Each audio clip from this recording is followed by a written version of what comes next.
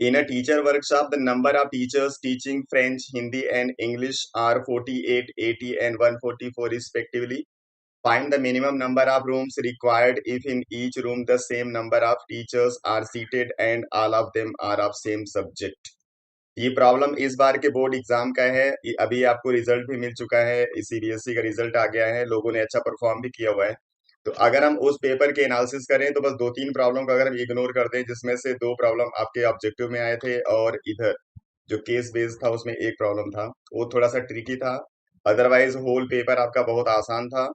तो इसका चलिए हम लोग सोल्यूशन चेक कर लेते हैं। ये सेक्शन सी में प्रॉब्लम आया हुआ था।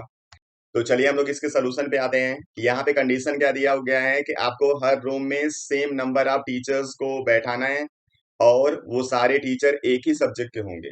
मतलब आप अलग अलग सब्जेक्ट के टीचर को एक ही रूम में नहीं बैठा सकते।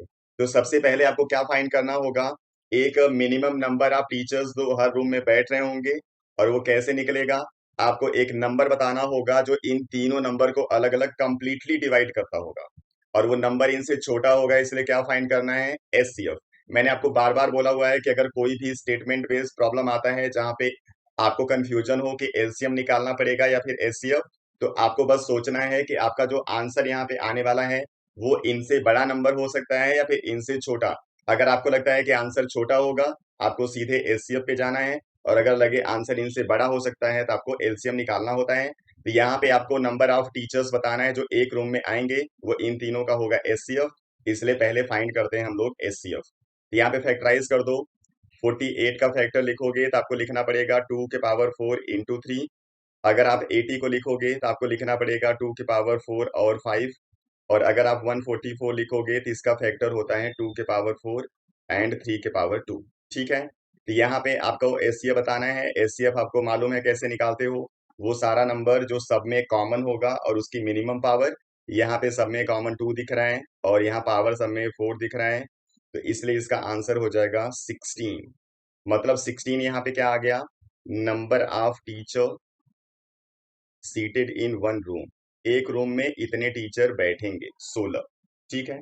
तो अब इनका अलग अलग रूम्स निकालो, रूम्स को ऐड कर दो, आपको आंसर मिल जाएगा।